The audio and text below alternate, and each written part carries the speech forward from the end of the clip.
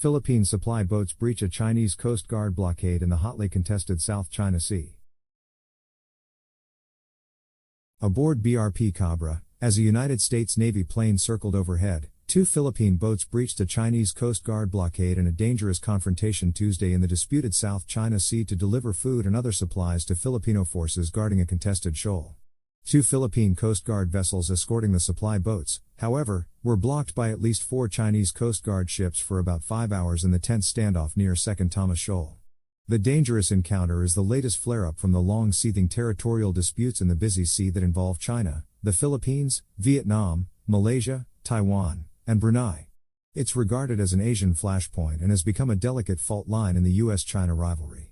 The Philippine Coast Guard invited a small group of journalists, including 2 from the Associated Press, to join its ships that secured the supply boats as part of a new strategy aimed at exposing China's increasingly aggressive actions in the South China Sea, which Beijing claims virtually in its entirety.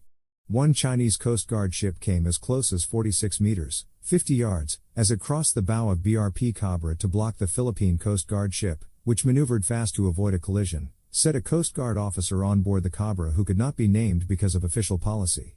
The CABRA and another Coast Guard ship, the BRP Sindangan, were surrounded by 4 Chinese Coast Guard ships and 4 suspected militia vessels and forced to stop as the other 2 Philippine boats delivered supplies to the Filipino forces at Second Thomas Shoal, more than 7 kilometers, 4 miles, away. All the Philippine vessels sailed away without further incident after the supplies and a fresh crew of Filipino sailors were delivered to the military outpost on a long-marooned Philippine Navy ship at the shoal. "We're happy that the resupply mission succeeded despite all the dangerous blockings and other actions," Commander Emmanuel Dangate of the CABRA told AP. Coast Guard spokesperson Commodore J. Terriella condemned the Chinese Coast Guard blockade and other perilous maneuvers as a violation of international regulations aimed at avoiding sea collisions.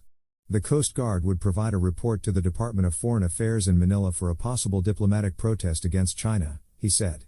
The hostilities started Monday night, when a Chinese Coast Guard ship started tailing the Philippine vessels. On Tuesday morning, both sides asserted their territorial rights in a flurry of radio message exchanges with a man identifying himself as coming from one of the Chinese Coast Guard ships, warning at one point, "To avoid miscalculation, leave and keep out. Otherwise, you will bear full responsibility for all the consequences." When the Philippine ships did not back away, the Chinese radio caller warned that, because of such continued infringement and provocation, we will take countermeasures. Chinese Coast Guard ships repeatedly crossed the bows of the 2 Philippine Coast Guard ships at close range. Up to 3 later positioned in front of the CABRA, which remained stationary. The Chinese ships also moved dangerously close to the wooden-hulled supply boats, but the 2 smaller vessels managed to dart across the shallows toward the shoal.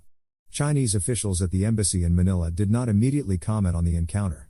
It was not immediately clear why the U.S. Navy deployed the surveillance plane that flew for more than 3 hours overhead as the Chinese ships blocked and shadowed the Philippine vessels off Second Thomas Shoal. When asked about the deployment of the Navy plane, U.S. Embassy spokesperson Kanishka Gangopadhyay in Manila said he could not provide specifics. "What I can say is that all of our military activities in the Philippines are conducted in full coordination with our Philippine allies," he said. Filipino security officials have said they've received intelligence information and surveillance images taken in the disputed waters from their American and other foreign counterparts in the past as part of security cooperation. The United States lays no claim to the South China Sea but has declared that freedom of navigation and flight, as well as peacefully resolving disputes, are in its national interest.